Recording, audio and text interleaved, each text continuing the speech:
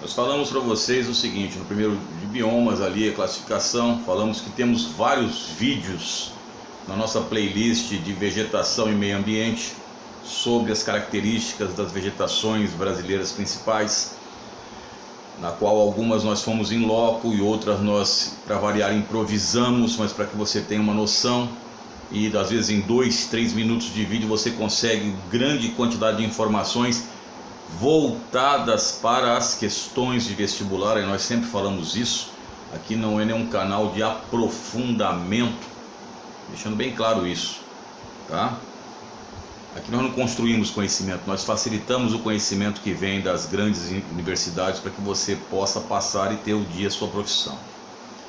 E até porque o canal não, como eu sempre falo e eu deixo bem claro isso, o canal não foi criado para isso, ele foi criado para dicas. Entretanto, na pandemia fomos obrigados a reorientar algumas rotas. E agora vamos falar sobre, eu falei que eu não tinha achado, ia falar sobre 3 biomas na lousa, que é o bioma Cerrados, o bioma Caatinga, o ecossistema costeiro chamado de Manguezal, e vou falar também da mata de araucárias, porque apesar de estar localizada no bioma Mata Atlântica, nós acabamos não falando sobre ele como deveria ser falado. Então vamos lá, bioma Cerrados. A primeira coisa que você tem, meu filho, é o seguinte: muitas vezes as pessoas colocam Cerrado no Centro-Oeste, e eu falo não, Cerrado primeiro no Brasil Central. Uai, não é a mesma coisa? Não. Brasil Central é uma área que muitas vezes tem uma maior expansão. Veja bem, abrange o Centro-Oeste brasileiro, mas além do Centro-Oeste brasileiro, você abrange, repare bem, o estado, o sul do Piauí, ele é abrangido por Cerrados. O oeste da Bahia também é abrangido pela vegetação de Cerrados, e às vezes muitos companheiros lá da Bahia ficam nervosos quando você não cita isso aí, e nós temos os Cerrados baianos. Temos também os Cerrados mineiros, Minas Gerais, não é? Região dos Cerrados mineiros, tá ok? Então temos também o interior de São Paulo, algumas manchas de cerrados. Pelo amor de Deus, o interior paulista é bioma de Mata Atlântica, também chamada de mata tropical do interior, mata de sotavento. Alguns lugares onde você tem um solo mais ácido e às vezes uma deficiência hídrica, você pode encontrar os cerrados. Cuidado, cuidado. Se não me falha a memória, a FUVEST ou a Unesp errou numa questão dizendo onde tinha cerrados e meteram o Ribeirão Preto na jogada, filho. E você aprende que Ribeirão Preto, o café foi para lá por causa do solo terra roxa, que é um solo altamente fértil, um latossolo. Então, quando vocês fizerem também questões, filho, dá uma pesquisada legal, beleza? Então, Centro-Oeste, Sul do Piauí, Oeste Bahia, da Bahia, Cerrados Mineiros, interior de São Paulo, Norte do Paraná também algumas manchas. E nós encontramos manchas muitas vezes na Amazônia. Por quê, professor? Porque na Amazônia encontramos algumas manchas de cerrados, ou pela deficiência hídrica, ou seja, pouca quantidade de água, ou pelos solos mais ácidos, ricos geralmente em alumina, que, né, forma aí depois, né, as questões de concreção, muito parecido com a laterização quando é desmatado. A laterização tem as concreções ferruginosas, e essa questão da alumina no solo, né, quando é devastado também parece um processo de laterização muitas vezes. E o alumínio, a alumina, ele é tóxico a plantas que não são do bioma ou do ecossistema. Cuidado com isso. Vamos ver as características dos cerrados, tá? O cerrado, como já falei anteriormente, considerado um hotspot, um ecossistema ameaçado. E aqui você tem, já vamos aqui antes das características, ou seja, pela expansão da agropecuária. Lembrem-se que os maiores rebanhos bovinos do Brasil estão na região Centro-Oeste. Lembre-se também que a expansão da soja deu-se para o Centro-Oeste.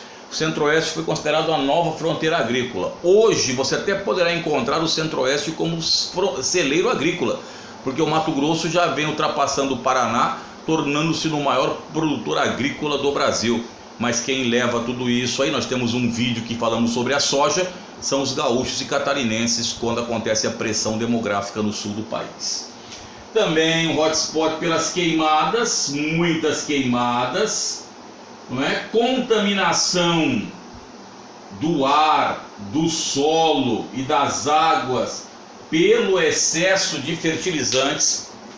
Afinal de contas, você precisa produzir. Então, a agroindústria cresce. Lembre-se, já falamos isso em alguns vídeos de agricultura. Não dá para você tornar uma agricultura orgânica competitiva num mundo que você tem 7 bilhões e meio de habitantes quase. Ah, dá sim, dá se você ficar sentado, né, tal, ou você achar que o mundo funciona assim. Infelizmente, cara, o mundo não funciona como a gente queria funcionar. Por isso que chama-se utópico, por isso que tem um livro chamado Utopia. Infelizmente também gostaria que tudo fosse orgânico, tudo fosse natural, etc. Mas infelizmente nesse capitalismo odierno, que é um capitalismo selvagem e brutal, você tem que ter rapidez em algumas situações. A não ser que você se esconda no ashram e fique isolado do mundo.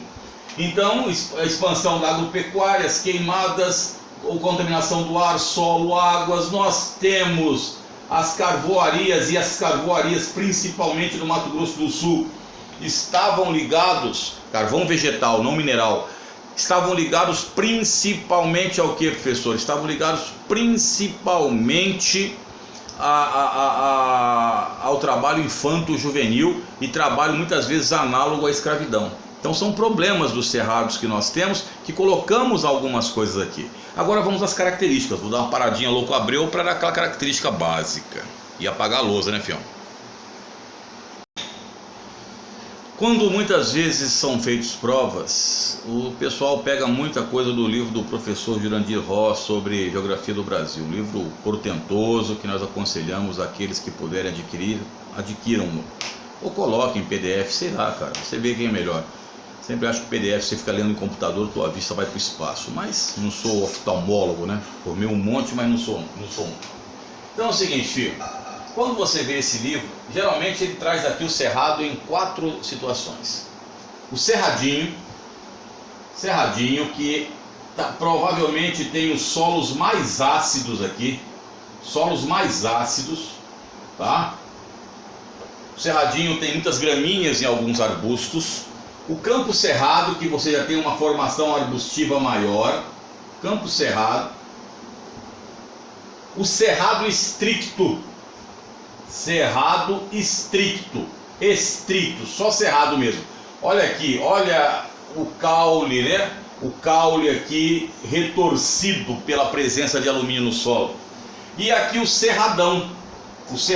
Repare bem que aqui eu coloquei um sistema radicular mais raso do que este aqui, porque aqui esse sistema radicular aqui é profundo, porque o cerrado vai em busca de água 15, 20 metros de profundidade.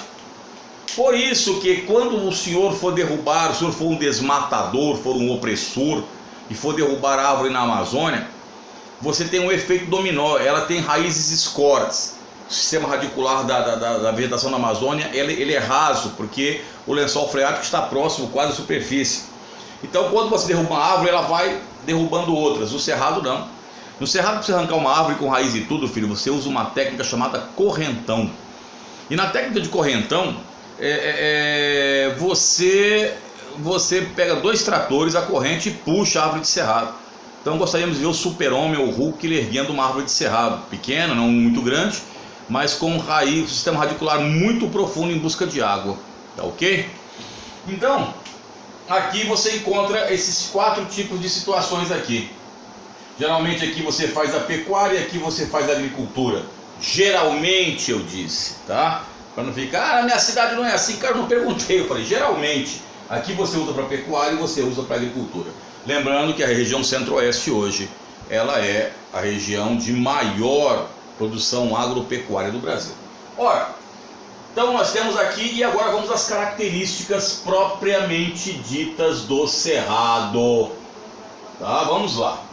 Primeiro, ele é uma formação arbustivo-arbórea, ou formação arbóreo-arbustiva, tá? Lembrando a vocês que vocês antigamente encontravam como formação arbustiva cerrado e caatinga, mas eu prefiro usar o termo arbustivo-arbórea por causa das árvores que apresentam lá. Então você coloca isso. É considerado para muitos uma formação savânica. Professor, peraí. Tem muitos ecólogos que não consideram o cerrado como uma savana, né? Então, entendam bem. Classificação é igual aos glúteos, filho. Cada um tem o seu, outros têm continuação da perna. Então você tem que ter muito cuidado quando você lê o enunciado de questões.